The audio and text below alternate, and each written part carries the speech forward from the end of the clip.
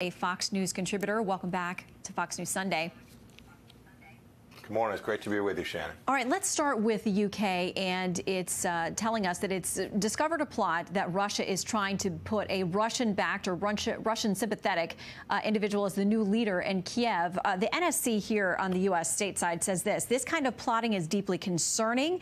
The Ukrainian people have the sovereign right to determine their own future. We stand with our democratically elected partners in Ukraine. A number of Russian officials calling this misinformation. Their embassy in the UK saying this: we are resolutely calling upon London to stop the stupid rhetorical provocations, quite dangerous in the current heated situation, and to contribute to the genuine diplomatic efforts aimed at ensuring reliable guarantees of European security. Given word of this potential plot, which could it be done short of force, how does it play out? Where are we this morning? Shannon, it doesn't surprise me. I assume that the UK reporting is real. Vladimir Putin has wanted to put Russia-friendly leaders in the capital in Kiev in control of that country for an awfully long time now. He's tried to do so through political gamesmanship, coercion, all the kinds of things, the tools of statecraft that are sub rosa, not overt. Now he appears to be massing troops not only inside of Western Russia, but inside of Belarus as well. A short run down into Ukraine from there, preparing coercive force, the capacity to change what the Ukrainian people want from where they are today, with President Zelensky running an important country, a country that matters to the United States. He wants to put someone friendly to Russia. And so he puts this in the newspapers and Pravda and the Russian outlets. This is Russian propaganda. Vladimir Putin knows that Ukraine is not going to attack Russia. To suggest somehow that there is a threat from NATO or from the Ukraine is just propaganda, an excuse for Vladimir Putin to do what he ultimately wants, which is to extend his influence, his authority, his power, his control into the former Warsaw Pact countries. So you mentioned the multiple fronts now potentially unfolding. There is face-to-face diplomacy. Our Secretary of State Antony Blinken with Russian Foreign Minister Sergei Lavrov, they've had conversations. We're told the next step in this is that the U.S. is going to provide written answers to some of Russia's demands. They've included things like Ukraine can never join NATO. There are critics of this who think they're worried that the U.S., whatever we put in writing, Russia is going to use as a context for moving in. We're told that there are now conversations about getting our diplomatic personnel out of Kiev. This sounds like it's escalating. How do we bring it back from the brink? Can we? Shannon, it's awful late. The real hard work of deterrence would have happened a long time ago, a year ago, when President Putin demanded that we give him a New START treaty extension. We gave it to him for nothing. When they had Russian cyber attacks and they shut down the Colonial Pipeline, we told them you can only attack certain sectors, but 16 are off limits. When we left Afghanistan in the way we did, those were the places where the administration had the chance to establish deterrence. Putin saw this.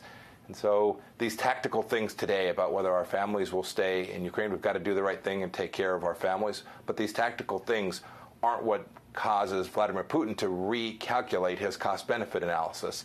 I think they don't see President Biden as credible. I think they see all this talking, these pieces of paper being exchanged, as not credible. They don't do the right thing. They don't protect the American people, establish deterrence, and reduce the risk that what President Biden called a minor incursion. It reminded me, Shannon, of when President Obama called ISIS the JV, right? Same kind of downplaying of risk. When he talks about a minor incursion, this could cause an awful lot of lives to be lost, not only in Ukraine, but in other places in Europe, and energy prices to skyrocket all across the world. So when the president made that comment, it certainly got a lot of attention nationwide, the suggestion that a minor incursion would invoke a lesser response from the U.S. potentially. Ukraine's president, without mentioning the U.S., tweeted this in part: "We want to remind the great powers that there are no minor incursions and small nations." President Biden made some attempts to clean that up. Here's one of them. I've been absolutely clear with President Putin. He has no misunderstanding. If any assembled Russian units move across the Ukrainian border, that is an invasion. So the earlier comment makes it sound as if the U.S. assumes Russia is going to do something. Is this lack of clarity hurting our ability to negotiate?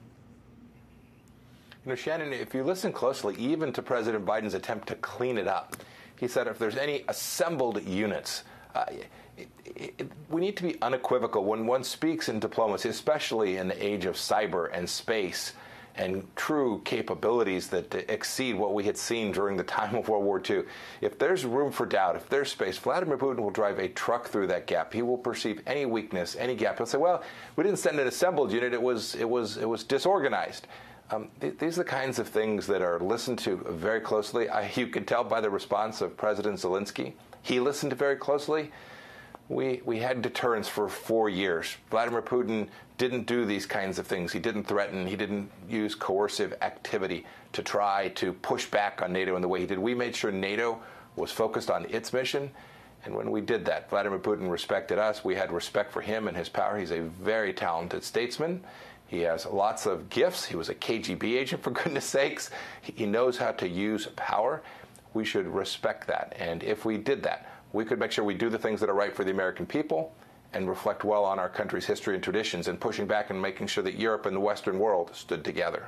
So your successor, Secretary Blinken, said just moments ago, if one more Russian force goes into Ukraine in an aggressive way, that would trigger a significant U.S. response. What does that telegraph to you? What kind of response? That's a much stronger statement than the one that you just played for me from the president.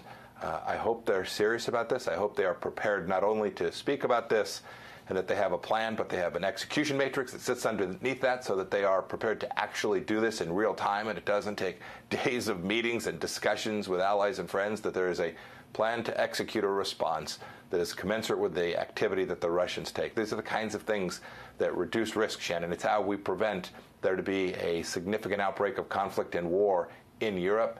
America can lead. We can't lead from behind.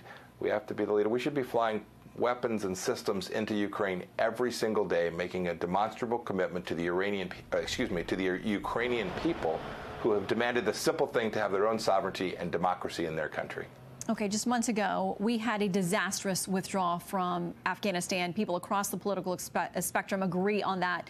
We lost an additional 13 lives. Many people feel needlessly because of the way that withdrawal was done. So, of course, there are many Americans who are very wary about us getting involved in anything else. Over at the Cato Institute, this piece says, Ukraine is at best a peripheral U.S. interest. The Ukrainian people are entitled to set their own course, but are unlucky. They are sharply divided and live in a bad neighborhood. This is not America's responsibility to set right. So what is the proper U.S. role here? Well, no one's suggesting that we send the 24th Infantry Division or the 82nd Airborne into the Donbass. The suggestion is that America use its enormous capacity, its economic capacity, its diplomatic tools, all the skills of statecraft to prevent an incursion on a sovereign country like the country of Ukraine. So the Cato folks can play the straw man and say, gosh, we shouldn't send our military in, but no one's suggesting that. What we're going to do, if we get this right, is we're going to do what we did in the Trump administration. We're going to support governments that have outlined their boundaries. We protect our sovereignty at the southern border. That's what we did during our 4 years. Other countries should be permitted to do that, and no rogue nation like the Russians should be permitted to violate that sovereignty without a response from the Western countries, including NATO. So there have been a lot of conversations between Russia, with Iran, with China. There have been joint military exercises. There are all kinds of conversations going on with those individual countries as they work together. How worried are you about China, them watching this, knowing the air incursions they've had, for instance, into Taiwan's air defense zone? How closely do you think these other nations are watching this particular dispute to make their decisions about what they think about U.S. foreign policy? Shannon, they're watching very closely. They watched our administration. When Qasem Soleimani threatened the United States, we took a strike. When we were under assault from different places in the world, we responded in a way. President Trump said, if you use chemical weapons in Syria, we'll respond. We did. We did it all without sending thousands of soldiers or creating a war any place in the world, Shannon. So they're watching very closely. They're watching to see if this administration has the resolve and the steel to use all of its tools to preserve sovereignty for a nation like Ukraine.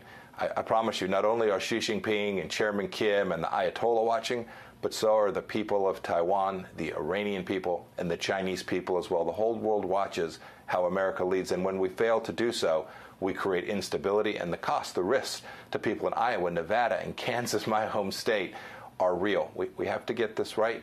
We have to establish deterrence in the model of Reagan and the model that we had for our 4 years. If we do that, America will be safe and secure and prosperous. The world will be more stable, and we won't have so many of the challenges that are confronting us even as we sit here this morning, Shannon. Secretary